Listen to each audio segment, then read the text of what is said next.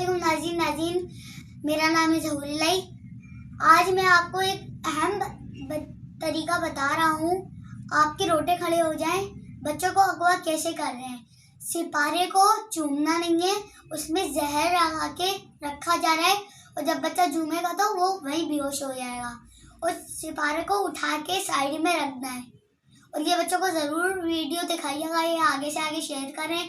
और पंजाब में तो बहुत बच्चे अगवा हो रहे हैं, हर जगह ही तो बच्चे ही अगवा हो रहे हैं, एक जगह नहीं छोड़ी जहाँ अगवा नहीं हो रहे हो।